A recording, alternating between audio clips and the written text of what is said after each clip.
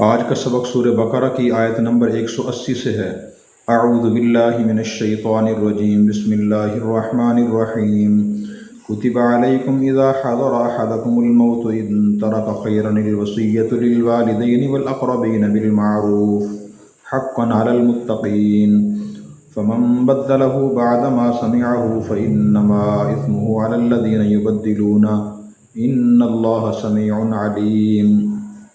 تم پر لکھ دیا گیا ہے جب تم میں سے کسی کی موت قریب آئے، اگر اس نے کوئی مال چھوڑا ہو، وصیت کرنا اپنے والدین کے لیے اور رشتہ داروں کے لیے دستور کے مطابق۔ یہ لازم ہے متقی لوگوں پر۔ یہ سورہ بقرہ کی آیت نمبر 180 ہے، اور اس آیت مبارکہ میں اللہ تبارک و تعالیٰ نے اور اس اگلی دو آیت میں وصیت کے مسائل بیان فرمائے ہیں۔ وصیت کا مطلب یہ ہوتا ہے کہ آدمی زندگی میں اپنے ورثاء کو کوئی بات کہہ جائے کہ میرے مرنے کے بعد یہ کام کرنا، یا یہ میرا پیسہ روپیہ، میری زمین جائیداد فلاں کو دے دینا، فلاں کام کرنا، فلاں کام نہ کرنا، اسے وصیت کہا جاتا ہے۔ اس آیت میں جو وصیت کا حکم دیا گیا ہے، یہ ابتدائی اسلام کا حکم تھا، جب اللہ تبارک و تعالیٰ نے کسی بھی شخص کے شرعی ورثاء کے حصے بیان نہیں فرمائے تھے۔ اس وقت یہ مسئلہ تھا کہ جب بھی کوئی مسلمان مرنے قریب ہو تو مرنے سے پہلے اپنے رشتہ داروں کو، اپنے قریبی لوگوں کو وصیت کر جائے کہ میرے فلاں رشتہ دار کو اتنا مال دے دینا، میرے والدین کو اتنا مال دے دینا۔ تو فرمایا اس وقت یہ حق اور لازم تھا متقی لوگوں پر، لیکن بعد میں اللہ تبارک و تعالیٰ نے سورہ نساء میں ورثاء کے تفصیلی احکام بیان فرمائے۔ سورہ نساء کے دوسرے رکوع میں تفصیلی وراثت کے احکام ہیں۔ یوصیکم اللہ فی اولادکم للذکر مثل حظ الانثیین، اس میں والدین کے حصے بیان فرما دیے، بیوی کے بھی، شوہر کے بھی، اور اسی طرح اولاد کے بھی حصے اللہ تعالیٰ نے مقرر فرمائے ہیں۔ تو اس آیت کے نازل ہونے کے بعد یہ حکم ختم ہو گیا۔ اب کسی اپنے وارث کے لیے وصیت کرنا مال کی جائز نہیں ہے کہ آدمی مرنے سے پہلے یہ کہہ دے کہ جی میرا اتنا مال میرے فلاں وارث کو دے دیا جائے۔ وارث سے مراد وہ جس کو مرنے کے بعد شرعی لحاظ سے حصہ پہنچے گا اس کے مال میں سے، اس کے لیے وصیت کرنا جائز نہیں۔ نبی کریم صلی اللہ علیہ وسلم کا ارشاد ہے، لا وصیت لوارث،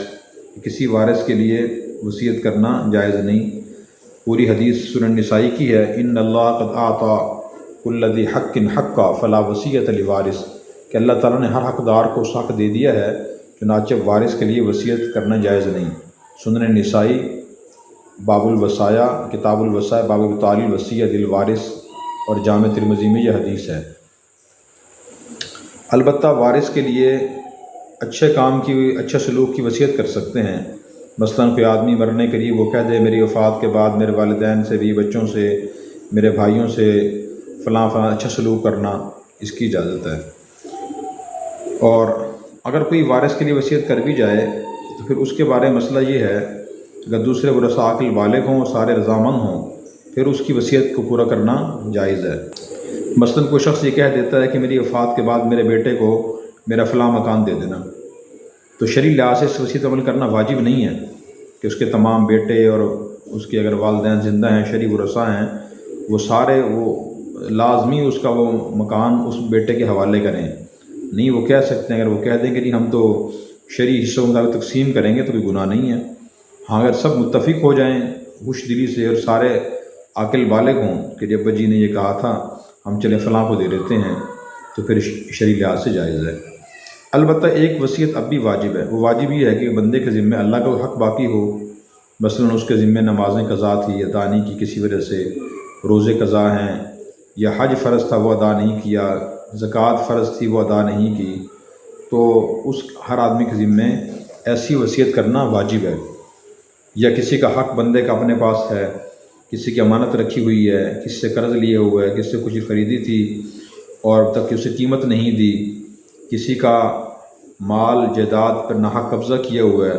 تو اس کی وصیت کرنا مرنے سے پہلے واجب ہے کہ میرے پاس فلاں کی امانت رکھی ہے، میرے ذمہ فلاں کا قرضہ ہے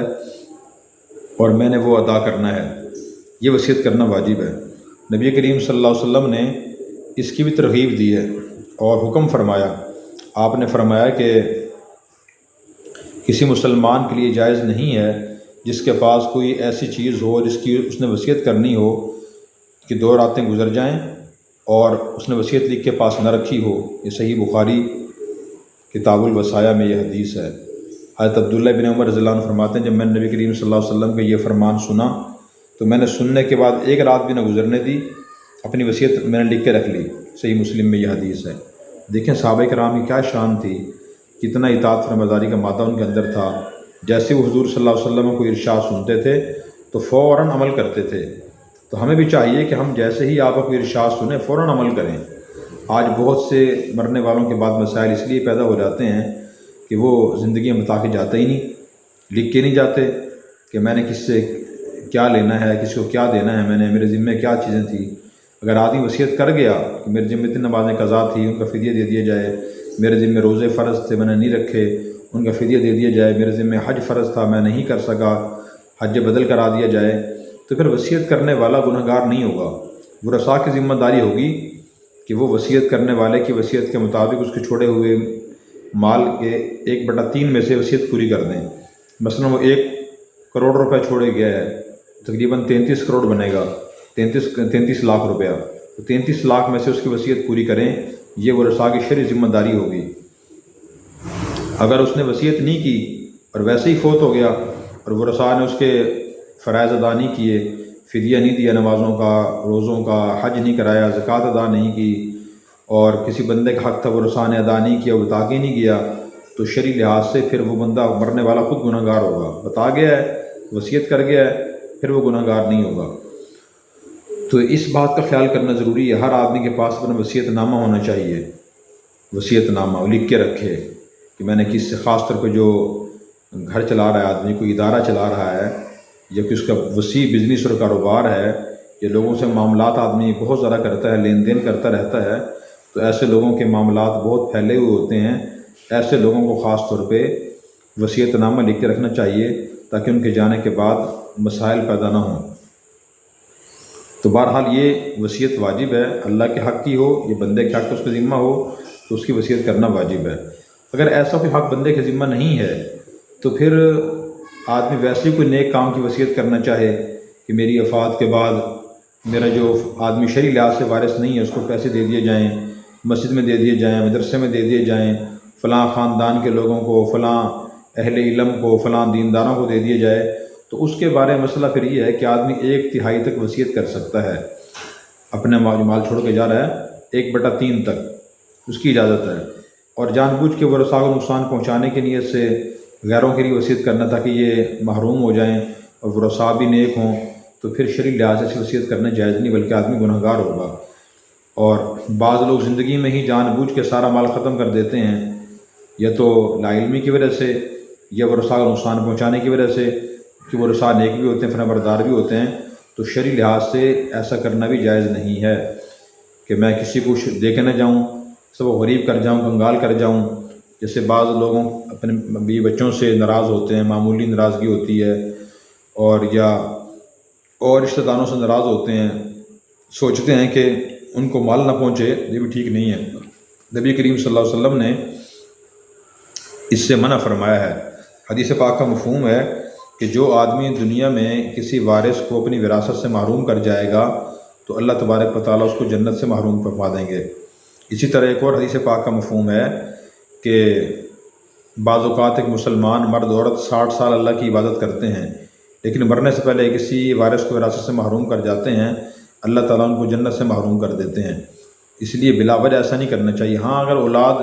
بہت ہی نافرمان ہے اور وہ گناہوں میں پڑی ہوئی ہے اور آدمی بہت زیادہ دولت مند ہے اور اسے خطرہ اگر میں بہت زیادہ دولت ایسے ہی چھوڑ جاؤں تو اولاد نے گناہوں میں ہی استعمال کرنا ہے، اپنی ضروریات میں استعمال نہیں کرنا، پھر مسئلہ یہ ہے کہ آدمی ان کے لیے کچھ چھوڑ جائے جتنا ان کی ضرورت کا ہو، باقی وصیت کر جائے یا خود دے جائے اللہ کے راستے میں۔ تو یہ وصیت کے مسائل تھے، ان کے بیان کرنے کا مقصد یہ ہے کہ دیکھیں شریعت میں کتنی گہرائی ہے اور شریعت میں کتنے مسائل، کتنی تفصیلات ہیں، اور ہر ایک کا کیسے حق کا رعایت رکھی گئی ہے۔ ہمیں اپنے علماء سے مسائل پوچھ کر عمل کرنا چاہیے۔ پھر اس کے بعد اگلی آیت میں فرمایا فَمَن بَدَّلَهُ بَعْدَ مَا سَمِعَهُ، جو وصیت سننے کے بعد اسے تبدیل کر دے گا اس کا گناہ ان لوگوں پر ہوگا جو اسے تبدیل کریں گے، بے شک اللہ تعالیٰ سننے والے جاننے والے ہیں۔ یعنی مرنے والے نے وصیت کی کہ یہ کام ایسے ایسے جائز کام کر دیا جائے، لیکن سننے والوں نے تبدیل کر دیا اور اس کی خلاف ورزی کی۔ مثلاً اس نے یہ کہا تھا میرے چچا کے بیٹے کو جو وارث نہیں بن رہا اسے مال دے دیا جائے، مثلاً 1,00,000 روپیہ، اور سننے والوں نے کہا کہ نہیں، اس نے 2,00,000 روپے کہے تھے یا 50,000 روپے کہا تھا، تو اس کا گناہ تبدیل کرنے والوں کو ہوگا۔ یا اس نے کسی جائز کام میں خرچ کرنے کی وصیت کی تھی اور سننے والوں نے اس کی وصیت تبدیل کر دی، کہا اس نے فلاں ناجائز کام میں خرچ کرنے کی وصیت کی تھی، تو پھر یہ گناہ تبدیل کرنے والوں کو ہوگا۔ اور اگر وصیت وہ بھی اس وصیت عمل کرنا جائز ہے، مرنے والے نے جس جائز کام کی وصیت کی ہو، اگر ناجائز کام کی وصیت کی ہو پھر عمل کرنا جائز نہیں ہے۔ فمن خاف من موص جنفا او اثما فاصلح بینہم فلا اثم علیہ ان اللہ غفور رحیم۔ جو شخص اندیشہ رکھتا ہو وصیت کرنے والے کی طرف سے طرفداری کا یا گناہ کا، پھر وہ ان کے درمیان اصلاح کرا دے یا صلح کرا دے تو اس پہ کوئی گناہ نہیں ہے، بے شک اللہ تعالیٰ بہت زیادہ معاف فرمانے والے، سب پر مہربان ہے۔ اس کا مطلب ہے اگر مرنے والا کوئی ناجائز وصیت کر رہا ہو جو خلاف شرع ہو، اور جس کو وصیت کر رہا ہو اسے وصی کہا جاتا ہے، اگر وہ سمجھا دے کہ بھائی ایسا نہ کریں، یہ غلط ہے، شرعی لحاظ سے درست نہیں ہے، مثلاً وہ کہہ جی میرے فلاں شرعی وارث کو جو میرے بننے کو وارث بنے گا اس کو اتنے پیسے دے دینا، اور وہ تو یہ وصیت جائز نہیں ہے، اس کو سمجھا دے اور درست کرا دے وصیت کو، یا گناہ میں خرچ کرنے کی وصیت کر رہا ہو آدمی سمجھا دے وصیت تبدیل کرا دے تو یہ اچھی بات ہے، یہ گناہ نہیں ہے۔ اور دنیا میں ہمیں ایسے ہی کرنا چاہیے، جہاں کوئی آدمی کسی گناہ کے کام میں یا غلط کام میں مبتلا ہو تو ہم کوشش کریں کہ اس کی اصلاح کریں، اسے سمجھائیں کہ آپ یہ ناجائز کام نہ کریں، درست کام کریں۔ اللہ تعالی ہمیں سمجھ عمل کی توفیق عطا فرمائے۔